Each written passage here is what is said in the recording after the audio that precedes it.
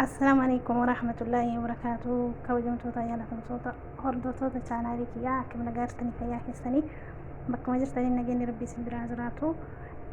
Viidiyoo takka qabadhee dhufee akkaataa basboosaatti dalagan isinitti agarsiisaa. Wajjin dalannaa na faana tura. Subscribe gochuun dagatinaa, like godhaa. Maatii naaf ta'a isiniin jedha, na faana tura. Wanni nu barbaachisu kuni buuphaa lama, kun immoo baaking powderiidha. Inni kun immoo sukkaara jechuudha. Sukkaara nu barbaachisa. Inni kun immoo haliin niidoodha. Inni kun immoo akkuma argitan zayitiidha jechuu, zayitiin nu barbaachisa. Asitti immoo gishxaa lama jechuudha. Gishxaa isa lama. Kun immoo samiixa kan ittiin dalagannu jechuudha. Inni mul'ataa kunoo meeshaa kanneen hin beektan jedhee yaada, namni hin beekne hin jiru. Haa ta'u kabeettan na barsiistanii anis waan beekurraa isinitti agarsiisa. Subscribe, like gochuudhaan jabeessaa isiniin jedha obboleeyyan tiyya. Gara hojii keenyaatti waliin deemna, na faana tura. Bismillah jennaa obboleeyyan tiyya gara dalagaatitti dhufnee jirra. Tokkoffaa killee qopheeffannee akkana cabsinee ilaallaa. Hangam akka qulqulluu taate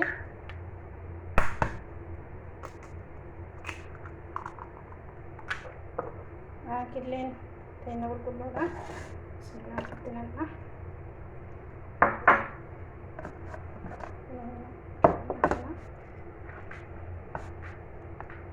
meeshaa duraa iyyuu isinitti argisiisee jira waan isin barbaachisu.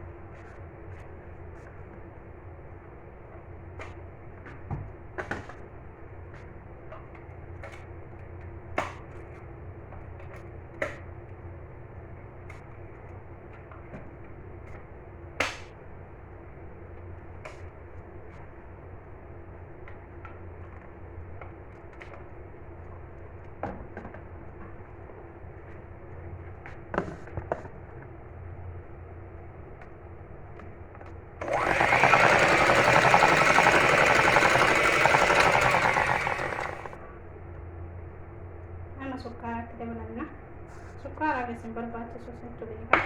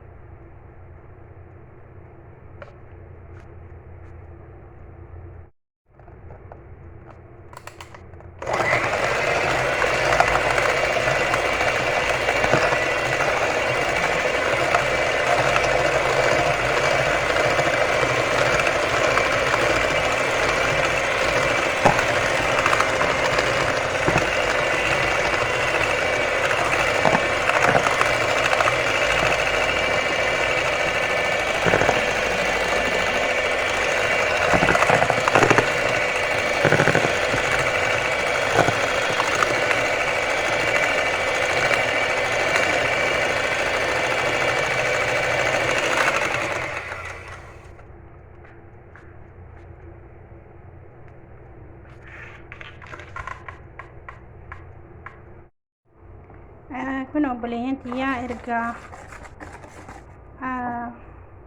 kalaaxa saniin killee akkasuma sukkaara zayitii bakka takkatti waliin rukunnee booda maal goona finneeti gishxaa itti daballaa jechuudha. Gishxaa ammootu isaa rukutuun hin barbaachisu.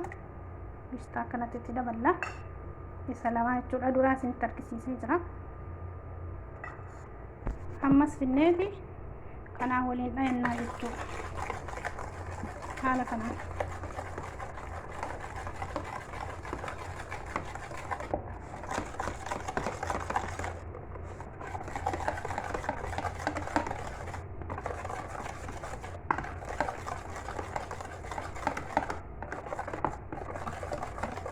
Ni argitanii miti kalxaan keenna bifa kanaan nu qophaa'e jechuudha.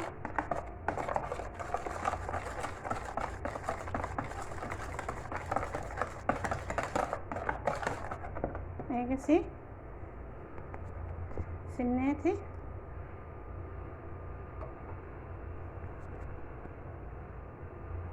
samiidha itti dabalannaa jechuudha. Samiidha kaasaa tokkoof walakkaallee isin barbaachisetti godhuu dandeettanii ammaaf tokkomatti godhee ilaalaa wanna dabalchiisa immoo niin dabalaa jechuudha. Bifa kanaan isatti dabaltanii akkanatti waliin dhooftanii jechuudha. Ilaaltanii yoo isin dabalchiise hin dabaltan.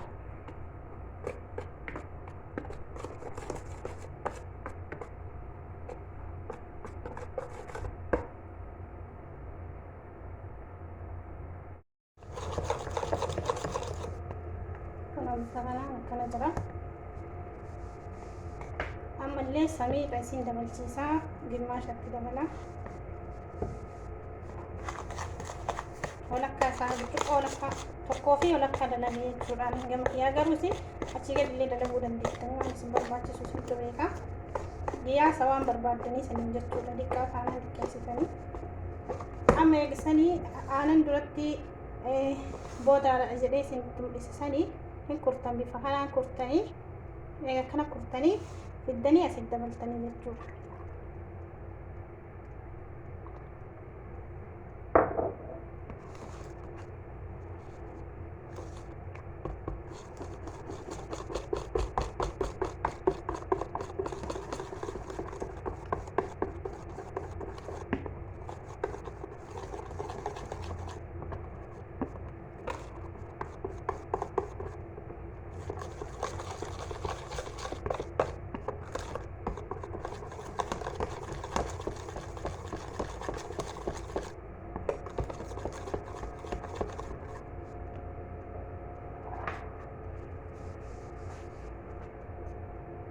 Isa dhumarra maal gootanii bakkeen boodara maankaa xiqqaa tokko itti gootanii jechuudha. Tokko akkana irratti illee dabaluu ni dandeettanii anuu irratti dabaleera. Kana isin barbaachisa.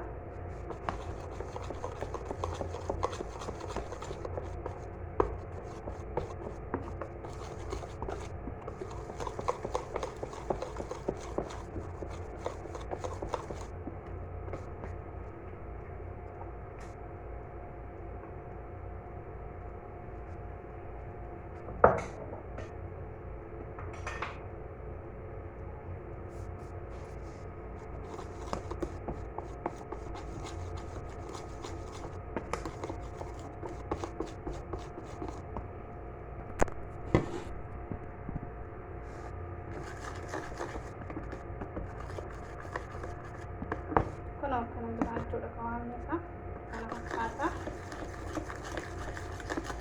Eegasii seenii keessan itti dalaguu barbaaddan qopheeffatanii bifa kanaan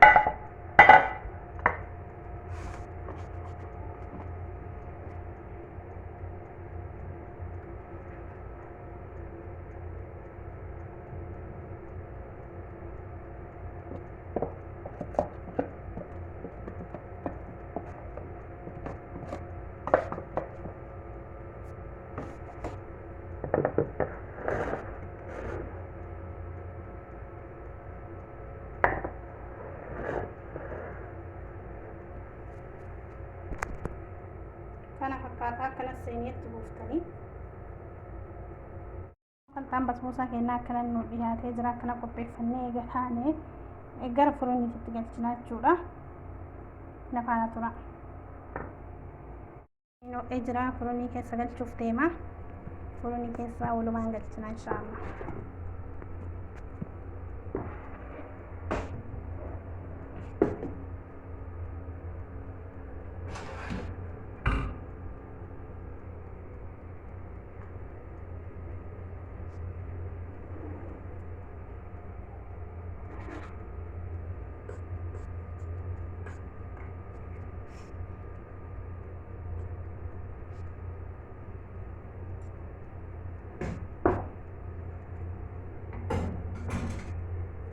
kanatti furunii ibiddaa gara jalaatti gassifattanii haala kanaan daqiiqaa 45 daqiiqaa 40 akkaataa ho'iinsa furunii itti daladaniiti ni eeggattanii jechuudha.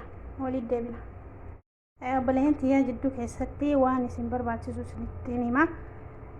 Egaa akkasitti qopheeffannee shiiraa nu barbaachisa. Haga basboosaan keenya nu bilchaatuuf shiiraa nu barbaachisa jechuudha. Shiiraa jechuun maal jettanii sukkaara danfistanii jechuudha bishaan wajjin. Sukkaara burcuqqoo tokko akkana qopheeffattanii salphaadha. Asuma buuftanii jechuudha. Eegasii bishaanis kun burcuqqoo akkasiitti qopheeffattanii walitti buustanii akkanatti bifa kanaan walitti buuftanii jechuudha. Kanatti biddira keessanii bifa kanaan asirratti isinii danfee shiiraa isinii ta'a jechuudha. Danfee shiiraa ta'a. Fuula basboosaa irratti buufanna jechuudha. Na hordofaa.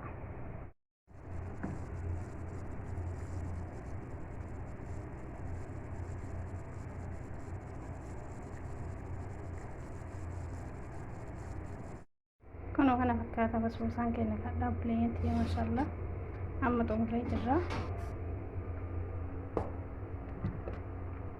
Kunoo kana fakkaata bifa kanaan nu bahee amma shiiraa isa dura qopheeffatne isinii buusanii isa itti buufannaa jechuudha. Bifa kanaan bismillah.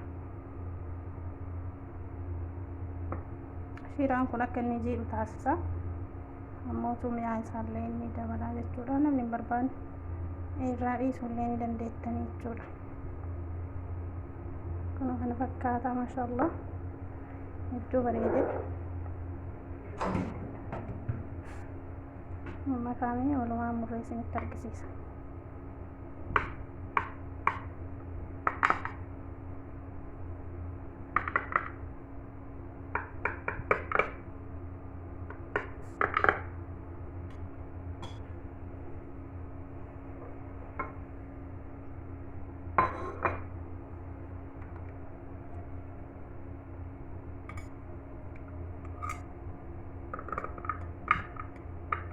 Inni akkuma keekaati garuu garaagarummaan isaa daakuudha.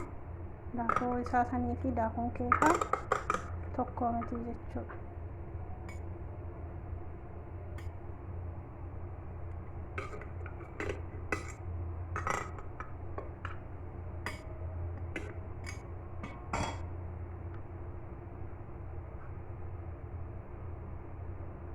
Kun basboosaan keenya kadhaa kana fakkaata. Inshallah isinis akkasinitti ol abdii qabaa hojjedhaatii nyaadhaa isiniin jedha. Ammootu subscribe godhaatii na jajjabeessaa. Haga viidiyoo biraatii walitti deebinutti. Assalaamu alaikum warahmatullaahi wabarakaatuh.